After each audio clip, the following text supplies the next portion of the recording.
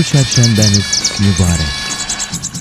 Su çərşənbəsi Novruzun gəlişindən öncə 4 çərşənbənin birincisidir. Və bu çərşənbəyə təbii ki, müxtəlif adlar deyilir. Sulu çərşənbə, güllü çərşənbə, cıvrıqçı, cıdırçı, xəbərçi. Müxtəlif bölgələrdə müxtəlif adlanmasının önəmi yoxdur. Ən vacib və ən önəmli olan bu çərşənbə xalq inanclarına görə həyatın başlanğıcını simvolizə etməsidir.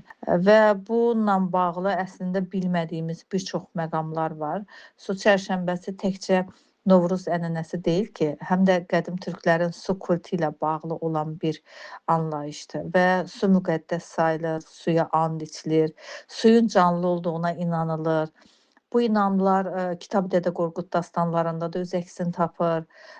Su ümumiyyətlə təmizləyici, həm də qoruyucu qüvvə kimi də elə həm Kitab-ı Dədə Qorqudda təqdim olunur, həm də xalq düşüncəsində elə keçmişdən günümüzə qədər alt qatda bu cür qalıb. İnama görə su çərşənbəsi gecəsi bütün sular təmizlənir, insanlar sübh tezdən bulaq başına gedir, suyun üzərindən atlanırlar, əl üzlərini yuyurlar, hətta bu çərşənbə niyyət tuturlar.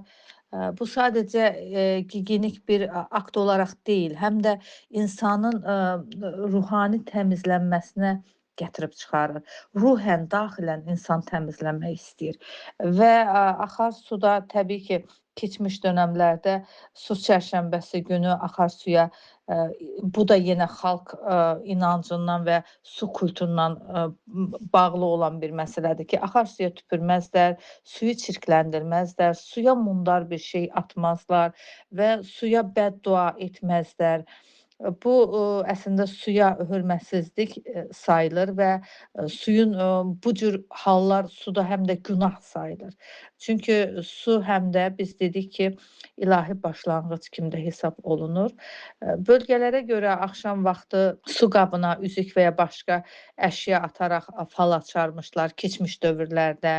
Bəzən lal su gətirərmişlər və bu lal suyu gətirərək danışmazlarmış.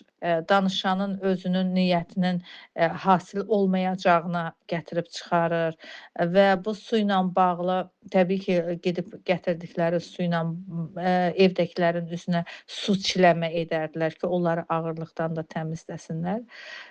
Qədim türk mifologiyasında su kainatın ilkin ünsürü sayıldığına görə bəzi miflərdə də dünya əvvəlcə suyun üzərində yaranmış kimi təsvir olunur və bu baxımdan su çərşənbəsi həm də kosmogonik düşüncənin izlərini yaşadır desək daha doğru olar. Məsələn, bəzi bölgələrdə su qabı, saxsı qabda su gətirilir, qapının ağzına qoyulur. Bəzi bölgələrdə hətta o gətirilən su, saxsı qab evin bir divarına və yaxud da ağacın dibində çırpılaraq qırılır. Bunun da inancı uğurun evə axması, evə olan bədnəzər ağırlığın qırılması kimi düşünür. Xalqın təqviminə görə bu çərşənbənin birinci su çərşənbə ilə başlaması çayların, buzların əriməsi, açılması, suyun canına istiliyin gəlməsidir, suyun oyanışıdır və xalq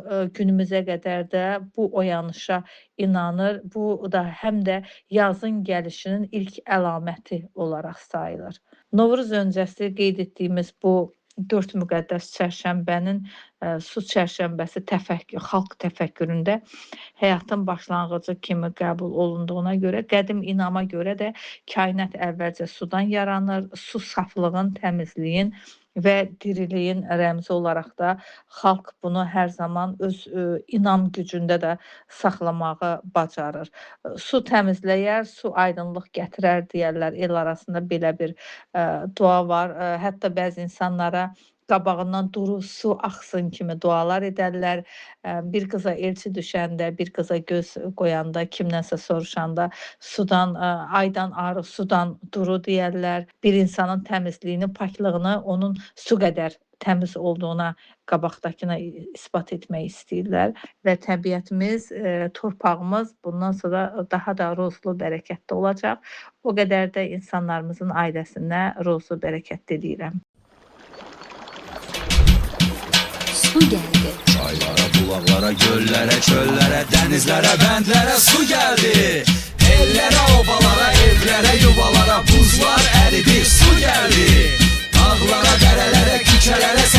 çəmənlərə